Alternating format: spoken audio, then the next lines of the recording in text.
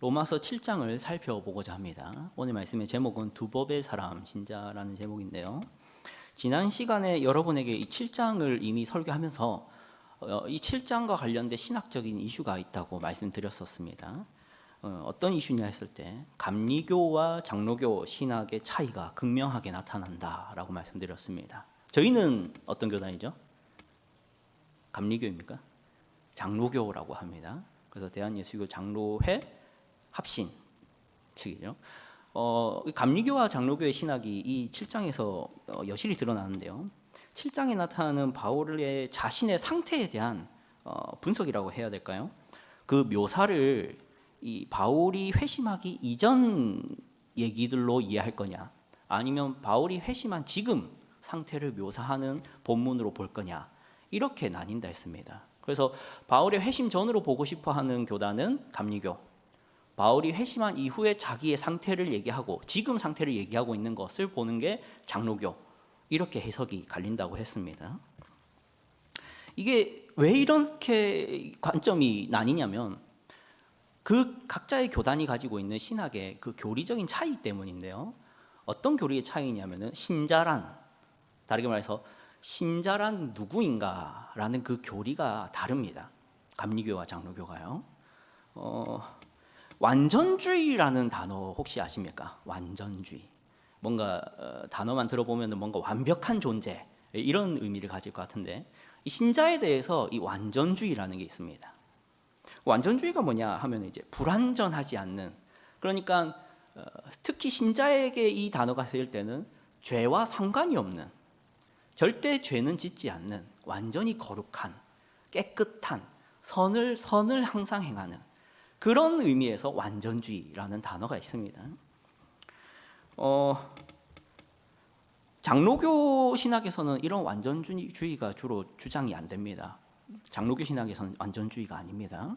왜냐하면 이제 장로교에서는 인간이 죄인이라는 것과 아담으로부터 타락한 존재라는 것을 강조하는 신학이 있기 때문에 인간이 구원을 받더라도 완전해진다라고 절대 말하지 않습니다. 오히려 장로교회는 이 죄인이 어떻게 살아갈고 하나님의 은혜밖에 없다. 구원은 하나님의 선택이다. 인간은 오직 하나님 안에서만, 그리스도 안에서만 살아갈 수 있을 뿐 희망은 없다, 스스로의 힘으로는. 이게 장로교죠. 근데 감리교는 그렇지 않습니다. 요즘 뭐 현대 한국 감리교는 예전같이 그렇지 않지만 정통적인 감리교 신학에서는 이 성결과 거룩, 깨끗함, 이런 것을 엄청 강조를 했었거든요. 그래서 이제 원래 감리교를 이제 영어로 하면 메소디스트라고 부르는데요. 이걸 번역을 하면은 뭐 규칙쟁이, 아니면 뭐라 해야 될까요? 방법론자, 뭐 이렇게 이제 번역이 되는데, 규칙쟁이 하면은 이제 어떤 것 같습니까? 규칙쟁이. 메소디스트의 특징이 규칙쟁이라고 불렸습니다. 감리교는 처음에.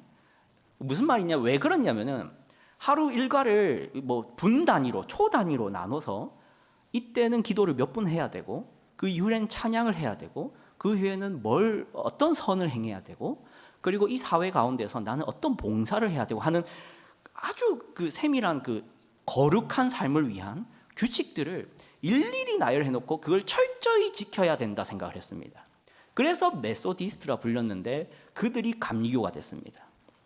그래서 감리교의 태생 자체가 성결한 삶, 거룩한 삶, 철저한 삶, 죄와는 전혀 상관없고 완전히 선한 사람으로 살아가는 것이 목표였던 사람들이 감리교회가 됐죠. 장로교회랑 좀 많이 다릅니다. 그래서 이런 감리교가 극단적으로 나아갔을 때 성결운동이라는 걸 일으켰는데, 그 성결운동에서 어떤 교단이 나오냐면 성결교가 나옵니다. 감리교에서 성결교가 나옵니다. 물론 이제 완전주의와 반대되는 생각을 가진 사람들도 있습니다. 어떤 사람들이냐면은 제 개인적인 표현으로는 육신적 그리스도인이라는 게 또 존재합니다.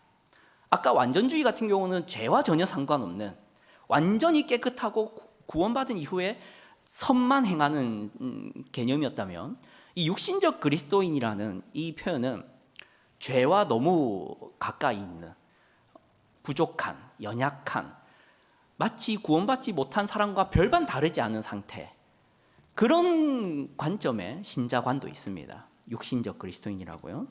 근데 이런 육신적인 이런 신자관, 육신적 그리스도인이라는 이런 관점은 꼭 그렇지는 않은데 장로교회에 좀 많이 나타나는 편입니다. 왜냐하면 아까 앞서 말씀드렸다시피 하나님의 은혜밖에 없지 않습니까? 하나님의 은혜와 선택밖에 없지 않습니까? 인간은 타락한 존재지 않습니까? 이게 변명이 돼서 마치 세상과 별반 다르지 않고 구원받지 않은 사람과 별반 다르지 않을 수 있다는 변명이 발생을 합니다. 그래서 육신적인 그리스도인이 가능하다, 육신적인 신자가 있을 수 있다라는 말이 장로교회 안에서 종종 나오죠. 그것 때문에 이제 이게 변명이 되면서 이 감리교회는 이제 못 견디거든요. 물론 요즘 감리교회 말고 정통적인 감리교회 같은 경우는 성도가 이 세상 사람과 별반 다르지 않게 살거나 세상 것들에 매여 있으면은 그걸 못 견뎌합니다. 교회 안에서. 그럼 바로 이 치리가 들어가는데 장로교회는 그 정도는 아니지 않습니까? 이게 봐줍니다. 근데 그 이유가 이 은혜 교리에서 이제 육신적 그리스도인이 가능하다 이런 변명이 나오는데, 자, 이런 제가 설교를 시작하면서 이 두 가지 완전주의, 육신적 신자, 이 두 가지를 왜 얘기하냐면 이 두 가지 관점 중에서 뭐가 성경적인 관점일까요?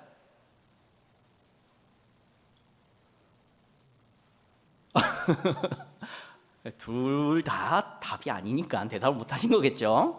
둘 다 답이 아닙니다. 그럼 뭐가 정답이냐 했을 때 오늘 로마서 7장 본문이 그 얘기를 하고 있습니다. 뭐가 정답이냐 했을 때 로마서 7장의 이 본문이 그 얘기를 하고 있습니다.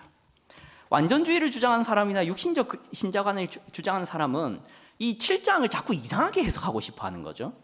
있는 그대로 이 바울의 얘기를 듣지 못하고 자꾸만 바울이 지금 자기를 얘기하는 게 아니라 옛날 자기를 얘기하는 거다, 이런 식으로 자꾸 만들거나 아니면 이 본문을 자꾸 이상하게 해석을 하곤 하는데, 오늘은 우리는 이 로마서 7장을 바르게 이해해서 어떤 신자가 성경이 말하는 신자의 모습이냐 이런 것을 좀 살펴보는 시간 됐으면 좋겠습니다. 먼저 이 얘기를 잠깐 해야겠네요. 로마서 5장부터 7장의 맥락을 다시 한 번 더 생각해 봤으면 좋겠습니다. 로마서 5장이 무슨 이야기를 했었느냐 했을 때 구원의 확실성을 얘기했지 않습니까? 믿음으로 구원받은 사람은 반드시 구원받는다, 실패하지 않는다, 구원받을 수밖에 없다, 이 얘기가 이제 5장이었지 않습니까? 그러니까 이제 그 얘기를 하니까 어떤 문제가 생길까요? 그러면 내 마음대로 살아야겠네, 이 얘기가 생긴다 했지 않습니까? 그래서 6장이 이제 필요한 거죠. 그래서 6장에 들어가면은 어떤 이야기를 했느냐?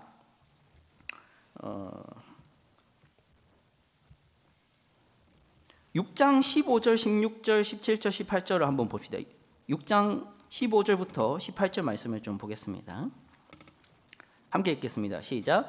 그런즉 어찌하리요? 우리가 법 아래에 있지 아니하고 은혜 아래에 있으니 죄를 지으리요? 그럴 수 없느니라. 너희 자신을 종으로 내주어 누구에게 순종하든지 그 순종함을 받는 자의 종이 되는 줄을 너희가 알지 못하느냐? 혹은 죄의 종으로 사망에 이르고 혹은 순종의 종으로 의에 이르느니라. 하나님께 감사하리로다. 너희가 본래 죄의 종이더니 너희에게 전하여 준 바 교훈의 본을 마음으로 순종하여 죄로부터 해방되어 의에게 종이 되었느니라. 아멘. 그래서 하나님의 은혜가 있다고 해서 너희가 그러면 죄를 마음껏 지을 거냐? 그게 아니다. 오히려 은혜를 받았기 때문에 그렇게 살 수 없다, 이 얘기가 이제 되면서 6장 마지막에 이 본문들, 그래서 죄에게 너희 몸을 내주지 말고 의에게 내줘라. 다르게 말해서, 쉽게 말해서 이제는 구원받은 너희는 하나님이 너희 구원을 확정한다고 해서 마음대로 살 것이 아니라 오히려 그 감격과 감사 가운데 의를 행해야 된다라는 얘기로 끝났지 않습니까? 자, 그러면 여기서 이제 또 한 가지 질문이 나오는 겁니다. 자, 그러면 얼마나 죄를 이겨야 되는가라는 질문이 생기지 않겠습니까? 죄에게 몸을 내주지 않고 의에게 몸을 내주면 그러면 그건 알겠는데, 죄를 그러면 어느 정도로 얼마나 이기면서 살아야 되는 것인가? 한 100개 중에 2개 지키면 되는 건가? 아니면 100개 중에 100개를 지켜야 되는 건가? 뭐가 신자인가 하는 의문이 생기는 겁니다. 그래서 7장이 나오는 거죠. 여기는 이제 두 가지 질문에 대한 대답이 나옵니다. 세세하게는. 첫 번째, 죄를 어떤 식으로 이겨야 되는가? 두 번째, 죄를 얼마나 이겨야 되는가? 그래서 7장 보십시오. 7장 초반부가 1절부터 13절입니다. 지난 설교에 1절부터 13절을 봤었는데 1절부터 13절 중에 4절부터 6절만 한번 읽어보겠습니다. 4절부터 6절입니다. 함께 읽겠습니다. 시작. 그러므로 내 형제들아 너희도 그리스도의 몸으로 말미암아 율법에 대하여 죽임을 당하였으니 이는 다르니 곧 죽은 자 가운데서 살아나신 이에게 가서 우리가 하나님을 위하여 열매를 맺게 하려 함이라. 우리가 육신에 있을 때에는 율법으로 말미암는 죄의 정욕이 우리 지체 중에 역사하여 우리로 사망을 위하여 열매를 맺게 하였더니 이제는 우리가 얼매였던 것에 대하여 죽었으므로 율법에서 벗어났으니 이러므로 우리가 영의 새로운 것으로 섬길 것이요 율법 조문에 묵은 것으로 아니할지니라. 아멘. 여기서 중요한 단어는 이겁니다. 얼매였던 것에 대하여 죽었으므로 율법에서 벗어났으니입니다. 그 앞절의 내용은 예화라 했죠. 마치 남편이 죽으면 아내가 자유롭게 됐듯이 이제 우리가 율법에 대해서 죽었다. 다르게 말해서 책임이 없다. 매여 있지 않다. 이 얘기지 않습니까? 이 얘기가 뭐라고요? 죄를 어떤 식으로 어떻게 이겨야 신자냐라는 겁니다. 그럼 신자가 아닌 건 뭘까요? 죄에 매여서 지키는 사람. 율법에 매여서 율법을 지키는 사람은 신자가 아니고 율법에서 벗어났는데 율법을 지키는 사람이 신자다. 이 얘기가 나오는 겁니다. 따라오실 수 있는가요? 죄를 어떤 식으로 이겨야 되냐? 율법에 매여서 이기는 게 아니라 율법을 벗어나서 이기는 거다. 이게 신자다. 이 얘기입니다. 그래서 지난주에 제가 지난주가 아니죠. 지난 설교 때 그렇게 적용을 했었죠. 율법을 두려워하고 사람의 체면과 강압과 폭력과 억지 가운데서 누군가에게 잘 보이거나 혹은 내가 잘 되기 위한 그런 두려움 혹은 누군가에게 안 좋은 소리 들을까 하는 두려움 억지로 그래서 신자인 척하는 열매들은 하나님이 열매로 취급을 안 한다. 그러니까 뭐를 열매로 취급하느냐? 율법에 대해서 매여 있는 게 아닌데 의무가 아닌데 책임이 아닌데 그거 못 지킨다 해서 지옥에 가는 거 아닌데 사랑하니까 하나님께 열매를 맺고자 하는 것을 하나님이 봤을 때 사랑인 줄 알고 열매 취급을 하신다. 그게 신자의 열매다. 이게 이제 이런 식으로 죄를 이겨라 이 얘기입니다. 자, 그러면 오늘 본문은 뭐냐 했을 때 얼마나 그러면 이겨야 되냐? 죄를 도대체 어느 정도까지 이겨야 신자냐? 이 얘기가 이제 14절부터 얘기인 겁니다. 한번 14, 15절만 한번 보겠습니다. 오늘 본문입니다. 같이 읽겠습니다. 시작. 우리가 율법은 신령한 줄 알거니와 나는 육신에 속하여 죄 아래에 팔렸도다. 내가 행하는 것을 내가 알지 못하노니 곧 내가 원하는 것은 행하지 아니하고 도리어 미워하는 것을 행함이라. 아멘. 이 본문에서 나는 누굴 말하겠습니까? 나는 누굽니까? 지금 로마서를 쓰고 있는 사람이 누굽니까? 그러면 여기서 나는 육신에 속하여라고 말하는 나는 누굽니까? 바울인 거죠. 여기서 이제 싸움이 일어난다 했지 않습니까? 이게 바울이 자기 얘기하는 거는 분명한데 육신에 속하여 죄 아래 팔렸다라는 이 표현이 여러분은 사도 바울과 매치가 되십니까? 이게 매치가 안 된다고요. 육신에 속하여 죄에 팔렸다. 사도가? 이게 매치가 안 된다고요. 또 15절에 보십시오. 내가 원하는 것은 행하지 아니하고 도리어 미워하는 것을 행함이라. 이것도 사도 바울과 연결이 되십니까? 뭔가 이게 어색해야 됩니다. 사도인데 원하는 거는 못하고 미워하는 건 행한다. 이거 쉽게 말해서 죄를 짓기 싫은데 죄를 짓고 있고 선을 행하고 싶은데 그거 안 된다. 사도 바울이? 이게 궁금해 하셔야 됩니다. 그래서 감리교회는 이걸 피하기 위해서 어떻게 했다고요? 바울 옛날 얘기야. 바울 옛날 자기 회상하면서 하는 얘기야. 어떻게 신자가, 어떻게 사도가 구원받은 사람이 육신에 속해? 죄에 팔려? 어떻게? 감리교가 그랬다고요. 저는 그럴 필요가 없다고 생각합니다. 그렇게 해석할 필요가 없다고 생각합니다. 왜냐하면 여러분도 성경을 저보다 많이 읽으셨으니까 잘 아시다시피 여러분이 봤을 때 하나님이 쓰신 성경이지 않습니까? 성경은 하나님이 쓰셨다고 믿지 않습니까?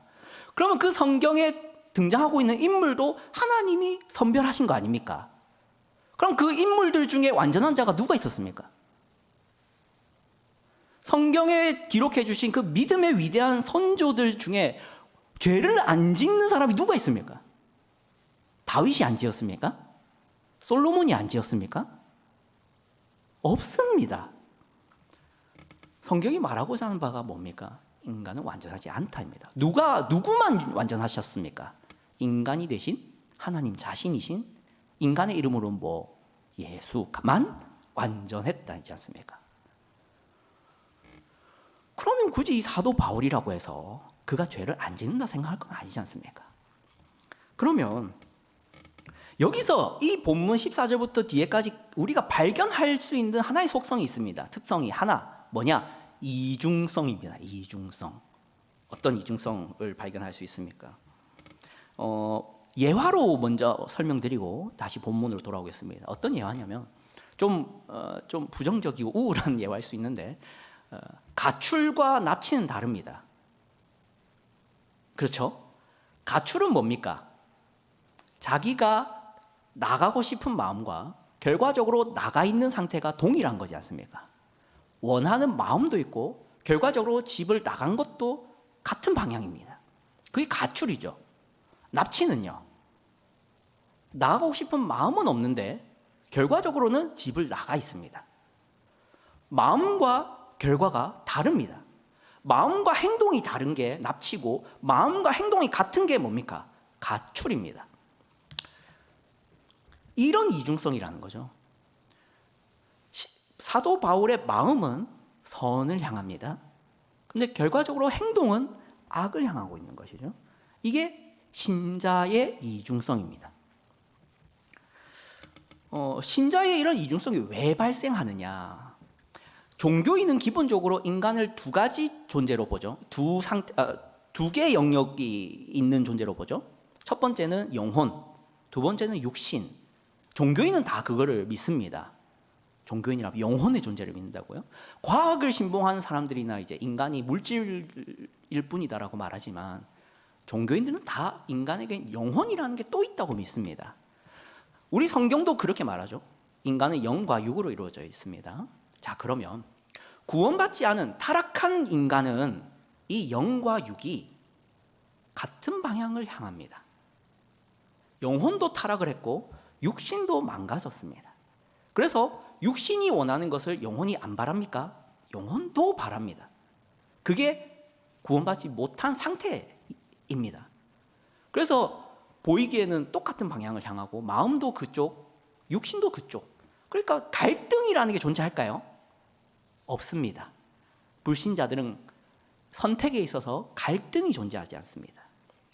신자는요, 구원을 받았지 않습니까? 육신이 구원을 받은 겁니까? 영혼이 구원받은 겁니까? 영혼만입니다. 그러면 영혼은 회복이 됐는데 육신은 그대로죠? 그럼 어떻게 되겠습니까? 갈등이 일어납니다. 방향이 달라집니다. 여기서 원하는 것과 행동이 달라지는 겁니다. 그게 기독교의 신자관입니다. 그래서 완전성도 틀렸습니다. 또한 육신적 그리스도인도 틀렸단 말입니다. 왜요? 육신적 그리스도인은 마음도 세상, 육신도 세상이 가능하다 말하는 거니까요. 근데 우리의 신자관, 성경적인 신자관은 마음은 하나님을 사랑하고 원하는데 육신이 안 따라주는 겁니다. 그게 신자관입니다. 그러면 이제 결론이 좀 나오기 시작합니다.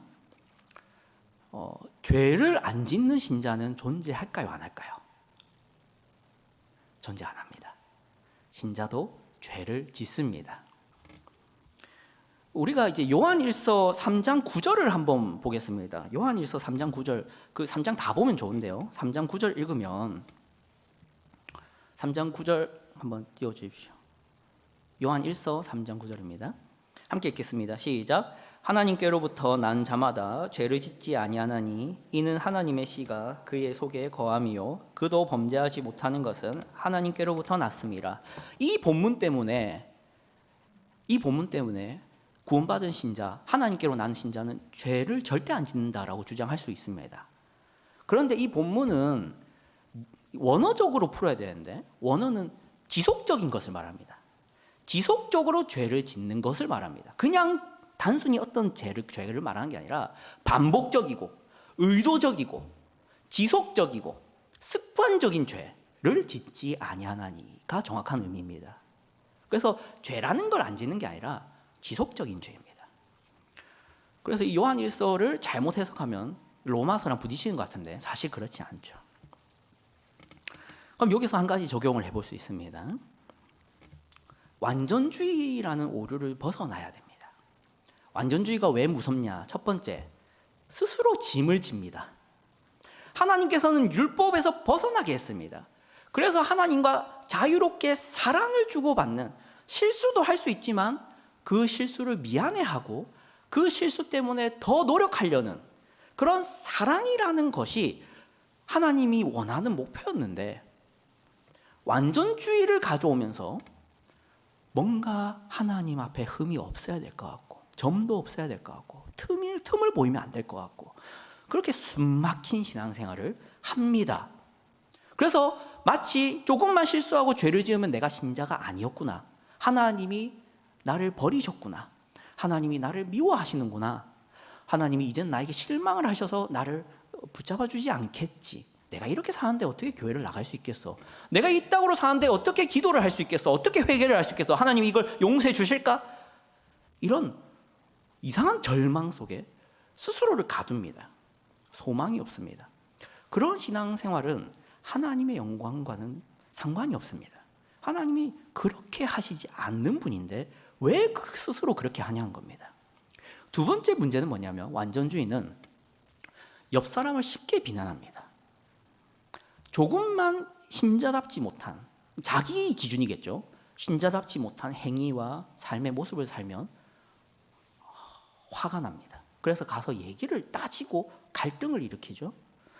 그 완전주의가 그럽니다. 그래서 저희 교회는 안 그런데 이 정통적인 감리교회 가보면요, 거기는 돈을 쓰는 것도 함부로 못하면 택시 타는 것도 안 된다 합니다. 택시 타는 것도 돈을 낭비하는 것이라고 취급이 됩니다. 물론 좋죠. 돈을 절제 있게 쓰는 게 좋습니다. 그러나 이런 완전주의가 강요가 되는 것이죠. 그러면서 주변 사람을 비난하게 되는 것은 옳지 않은 것입니다. 두 번째로 우리가 이제 크게 두 번째로 말할 수 있는 것은 완전주의, 아까 얘기했지 않습니까? 그러니까 이번에는 이런 얘기를 좀 해보고 싶습니다. 육신적 그리스도인과 오늘 말하고 있는 이 참신자는 다릅니다. 아까 살짝 얘기했는데요, 어떤 점이 다르겠습니까? 그 영혼이 바라는 방향과 그 육신이 결국 목표하는 방향이 신자는 다르다고 했지 않습니까? 근데 육신적 그리스도인이라는 이 표현요, 마음도 죄를 원할 수도 있지라는 말입니다. 신자가 됐어도 구원을 받았어도 아니 세상 사랑할 수도 있고 세상적인 것을 바랄 수도 있고 세상 사람과 별반 다르지 않기도 하지만 그 마음이 그렇게 뭐 불편하거나 그러지 않을 수도 있지, 그래도 신자지 라고 말하는 거지 않습니까? 근데 잘 생각해 보십시오. 참 신자는요, 괴롭습니다. 죄를 짓는 게 힘듭니다. 불편합니다. 그 마음이 그쪽을 향하고 있지 않거든요. 한번 말씀을 보겠습니다. 오늘 로마서 7장 21절부터 25절인데요. 성경을 보도록 하겠습니다. 21절부터 25절 함께 읽겠습니다. 시작. 그러므로 내가 한 법을 깨달았노니 곧 선을 행하기 원하는 나에게 악이 함께 있는 것이로다.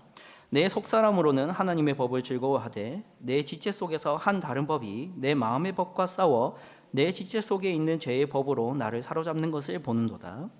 오호라, 나는 공고한 사람이로다. 이 사망의 몸에서 누가 나를 건져내랴. 우리 주 예수 그리스도로 말미암아 하나님께 감사리로다. 그런즉 내 자신이 마음으로는 하나님의 법을 육신으로는 죄의 법을 섬기노라. 아멘.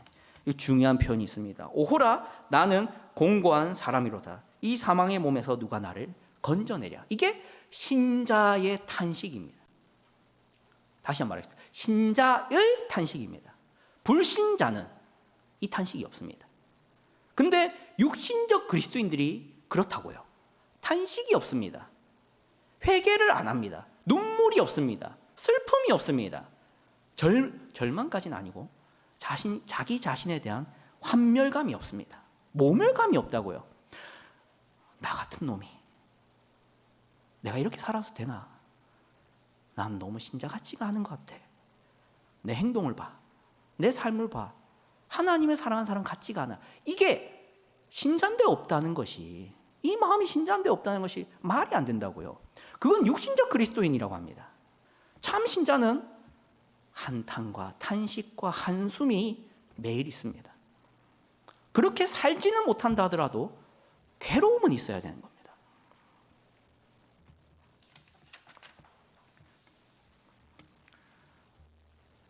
구체적으로 말해볼까요? 여행지를 정할 때 주일 성수의 문제를 고민하지 않는 사람은 육신적 그리스도인입니다. 참 신자는요, 여행지를 고를 때 주일을 못 지킨다는 것이 괴롭습니다. 그래서 고민을 하죠. 갈등을 하죠. 여행지를 바꾸기도 합니다. 왜요? 여행 가고 싶지만 주일도 지키고 싶거든요. 그래서 고민을 합니다. 그런데 육신적 그리스도인은요, 그냥 여행지 고르고 끝입니다. 주일 성수 못하면 못하는 거지. 이게 육신적 그리스도인입니다. 또 한 가지 얘기해 볼까요? 화를 내놓고 신자는 후회합니다. 화를 내면서도 후회하고 있습니다. 이거 제 체험이라서 웃고 있겠죠. 제 아내에게 너무 억울하고 화가 났나 보지. 아니 여보 하면서 1시간 내내 하면서 속으로 하면 안 되는데 하면 안 되는데 좀 가만히 있어라. 야, 이 좀 빌고 가. 이러고 있습니다. 그게 신자죠. 근데 육신적 그리스도인은요, 화를 내는 건 화를 내는 거고, 억울한 건 억울한 거고, 네가 잘못한 건 네가 잘못한 거고, 그리고 나서 후회가 없습니다. 미안하지도 않습니다. 내가 잘한 거거든요. 내가 아무리 잘해도 화를 내면 내가 신자일까? 이 고민이 없다고요, 육신적 그리스도인들은. 그리고 또 이런 것도 있겠죠. 간단하게 얘기했습니다. 돈을 벌기 전에 내가 이 돈을 버는 게 뭐가 문제겠습니까? 그런데 참 신자는 내가 이 돈을 벌면서도 내가 돈의 노예가 되고 있는 건 아닌가 하는 고민이 있습니다. 내가 하나님을 사랑하는 건지 돈을 사랑하는 건지를 고민한다고요. 또한 누군가가 나에게 성공의 비결을 물을 때도 그 얘기를 해줘야겠죠. 내가 어떻게 성공하게 됐는지. 근데 그 얘기를 하면서도 불편합니다. 내 자랑이 아닌가 이거? 마치 내가 이루어낸 것처럼 말하고 있는 건 아닌가? 그래서 내가 지금 올무에 빠지고 있는 건 아닌가? 이러면서 자랑을 하는 겁니다. 근데 육신적 그리스도인은요, 그런 고민이 없습니다. 그냥 자랑입니다. 내 자랑하는 거 내가 원하는 겁니다. 그래서 그런 거 물어주면 좋죠. 내가 어떻게 성공했는지. 그럼 쉽게 말해주는 겁니다. 이게 육신적 그리스도인입니다. 다르죠? 똑같지 않습니다. 신자는 세상 사람과 다릅니다.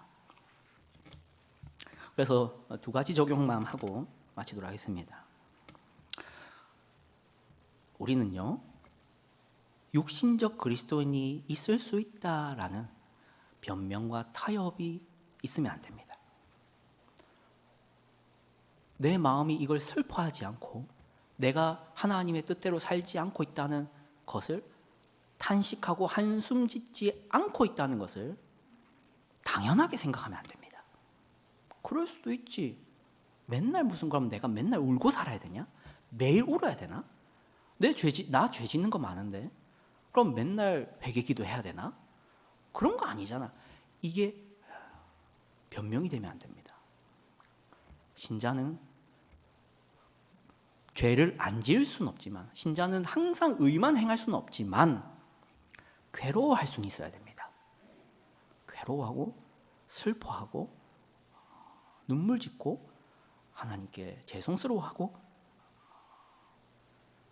그래서 찬양이라도 좀 부르는 그럴 수는 있어야 됩니다.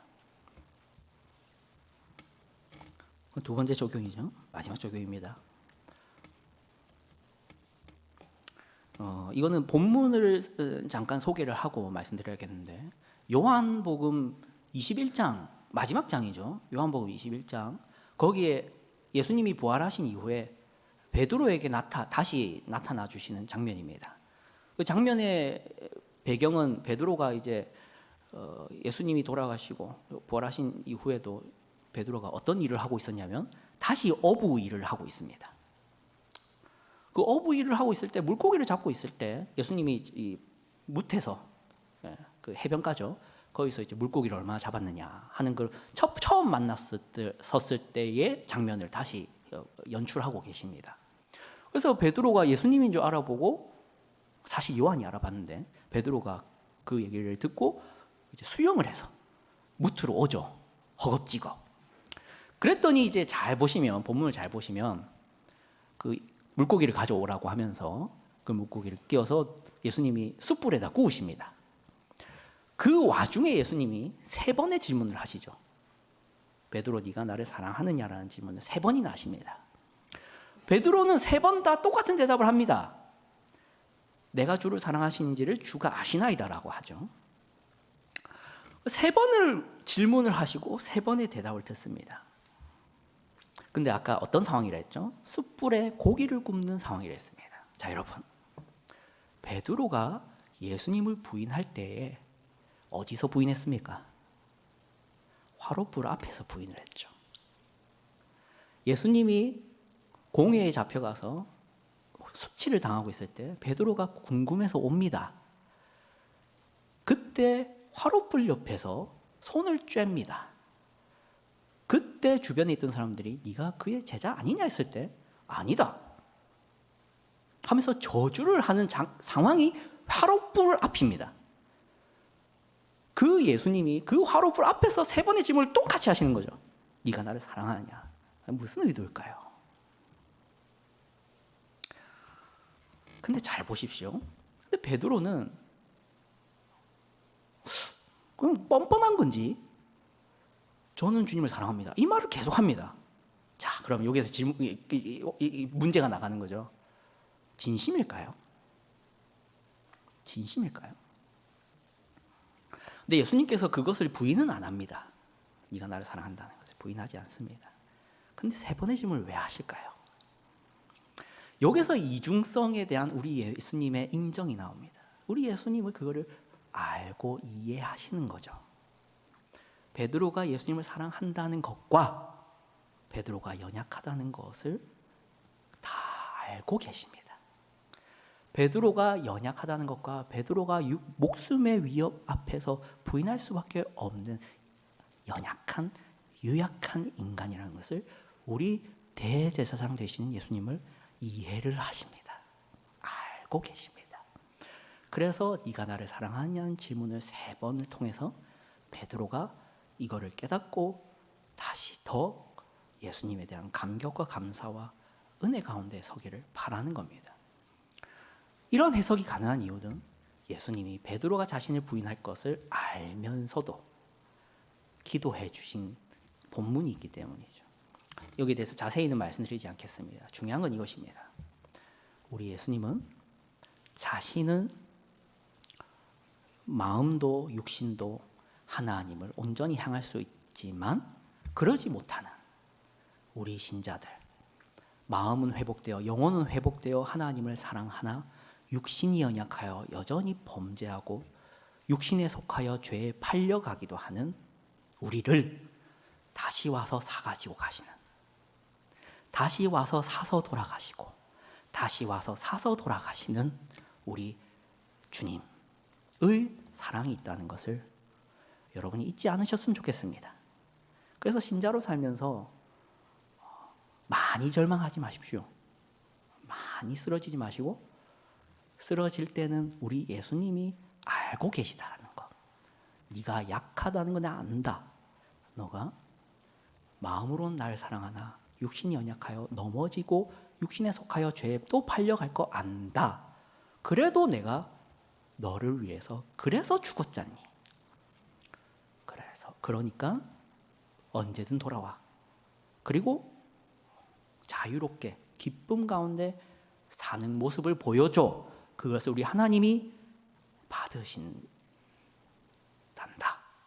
이게 오늘 말씀을 통해서 우리 주님이 우리에게 보여주시는 신자의 모습.